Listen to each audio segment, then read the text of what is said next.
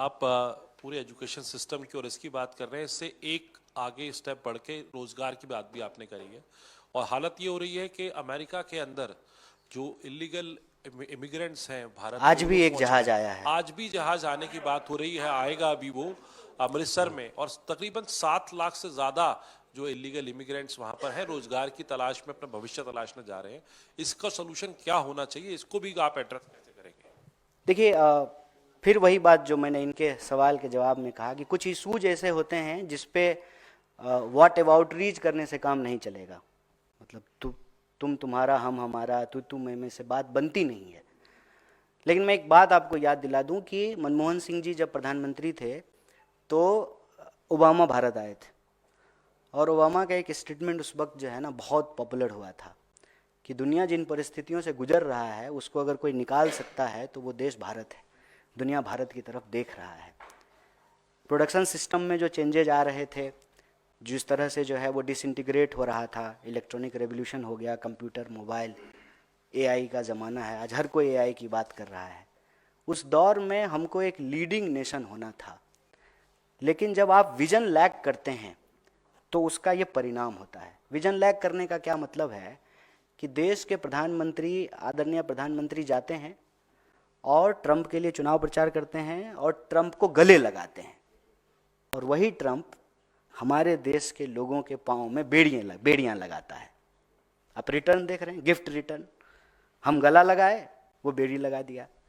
हम ये नहीं कह रहे हैं कि इलीगल लोगों के ऊपर कार्रवाई किसी देश को करने का अधिकार नहीं है, लेकिन जो है बेसिक ह्यूमन रिस्पेक्ट भी होता है। दूसरे देश के इलीगल इमिग्रेंट्स को भी बाहर भेजा गया। उसके देश के राष्ट्रपति जो है वहाँ गए, उससे मिले, अपना जहाज भेजा, बोला कि जो है मिलिट्री के जहाज में नहीं भेजोगे, हम अपना जहाज भेजेंगे। हमारे पास तो वो अपना जहाज भी नहीं है, तो एयर इंडिया बचा ही नहीं। बस हमारे पास अब विमान मंत्री हैं, विमान नहीं है। तो ये एक सीरियस कंसर्न है। जब हम अपने देश में मजबूत नहीं होंगे, ये वही बात हो गई कि हम अपने घर में जो है ना, हमारी घर की हालत अच्छी नहीं होगी तो गांव के चौपाल पे हमको कोई इज्जत नहीं करेगा। हमारे गांव में जब हमारी इज्जत तब मिलेगी जब हमारा घर, हमारे घर के सदस्य, उनके बीच में आपसी संबंध, हमारी घर की आमदनी, हमारे घर के लोगों का समाज के प्रति व्यवहार, उससे गांव के चौपाल पे जो है हमको इज्जत मिलेगी। अपने घर में आप डेटा छुपा लेंगे, जो सूचना के तंत्र हैं उसको मैनेज कर लेंगे, प्रेस कॉन्फ्रेंस नहीं करेंगे। अरे आपने क्या किया? आप अपने पत्रकारों को इस प्रेस कॉन्फ्रेंस में नहीं लेकर के गए। आपका पत्रकार होता तो पलट करके ट्रंप से पूछता ना एक क्वेश्चन, जब वहां की मीडिया आपसे एक प्रश्न पूछ रहा था। आपका भी पत्रकार पूछता ट्रंप से, ए भाई आप इधर आकर के कहते हैं कि भारत हमारा दोस्त है और हमारे लोगों को बेड़ी लगा के भेज रहे हैं, एक सवाल पूछता ना? आपने जाने ही नहीं दिया।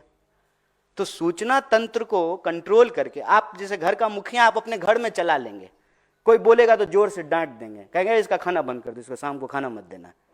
लेकिन गांव की चौपाल पे आपको इज्जत तो आपके घर की हालत से मिलेगी ना। हमारी इकोनॉमी अगर सही तरीके से फ्लोरिश करेगी, 8 का क्राइसिस, इसीलिए मैंने आपको ओबामा का वो विजिट याद दिलाया। दुनिया भर में 8 की क्राइसिस थी, और 8 के क्राइसिस में जो मंदी थी, भारत जो है फ्लोरिश करता रहा। हमारे ऊपर फर्क नहीं पड़ा, क्योंकि कल्चरली हमारा बचाने का स्वभाव है।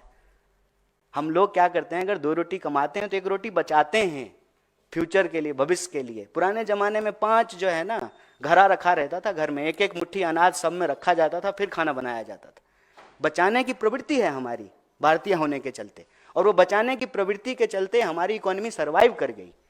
अगर हमारे देश के किसान आत्महत्या कर रहे हैं, हमारे देश के जवान आत्महत्या कर रहे हैं, अगर इस देश के 80 करोड़ लोग 5 किलो अनाज लेने के लिए लाइन में लगे हुए हैं, और इस देश का एक व्यवसायी 5,000 करोड़ रुपया जो है अपने बेटे की शादी में खर्च करता है, तब आपको लगता है कि आप मीडिया में बार बार ये बोलेंगे 5 ट्रिलियन की इकॉनमी और 5 ट्रिलियन की इकॉनमी, इससे जो है दुनिया में हमारी धमक स्थापित होगी, इससे जो है डंका बजेगा?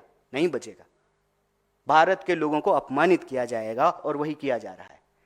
इसी से निकलने का रास्ता है कि हम अपने देश के एजुकेशन सिस्टम को बेटर करें।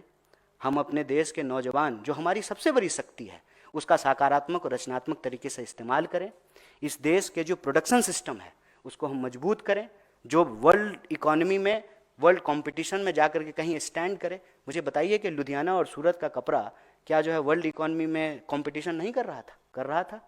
क्या हमारा आम, हमारा केला, हमारी चाय, हमारी कॉफ़ी, जो है हमारा चमड़ा, हमारी टेक्नोलॉजी, हमारे सॉफ्टवेयर इंजीनियर, हमारा जो है इसरो, क्या हम वर्ल्ड में कंपटीशन नहीं दे रहे थे? क्या हमारे पास जो है फ्री मीडिया नहीं था? क्या हमारे पास जो है डेमोक्रेटिक इंस्टीट्यूशंस नहीं है? लार्जेस्ट डेमोक्रेसी है इंडिया का। सब कुछ होते हुए भी अगर हम कुछ लैग कर रहे हैं तो वो है विजन। अगर विजन है हमारे पास तो ट्रंप के पास हमको जाने की जरूरत नहीं है। मैं एक छोड़िए, बाहर की बात छोड़ देते हैं, हम देश का समझते हैं, उससे समझ में आएगी। बिहार के लोग पंजाब क्यों काम करने के लिए जाते हैं? पंजाब के लोग क्यों नहीं जाते हैं बिहार काम करने के लिए? क्यों? क्योंकि बिहार की इकोनॉमी पंजाब की इकोनॉमी के मुकाबले बेहतर नहीं कर रही है। अगर बिहार की इकोनॉमी बेहतर करने लगेगी तो पंजाब के लोग बिहार काम करने के लिए आएंगे। यही स्थिति आप दुनिया के ऊपर लागू करके देख लीजिए। क्यों हमारे नौजवानों को छुप करके इलीगल तरीके से दूसरे देश में जाना पड़ रहा है? क्योंकि हमारे देश में रोजगार नहीं है। और आपको मैं बताऊं कि इससे ज्यादा गंभीर स्थिति क्या है। जब गाजा में लड़ाई हो रही थी तो हमारे देश के नौजवान जो है ठेके पे लड़ने के लिए गए।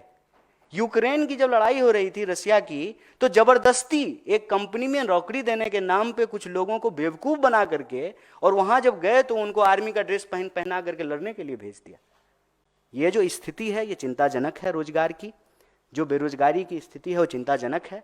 और इस व्यवस्था जनित प्रेशर के चलते जो नौजवानों की आत्महत्या हो रही है वो चिंताजनक है। इस पर सरकार को एक ठोस काम करने की जरूरत है। प्रचार से काम नहीं चलेगा। जो वास्तविकता है, वास्तविकता की धरातल पे खड़ा होकर के एक विजन के साथ जो है देश निर्माण की प्रक्रिया में आगे बढ़ना।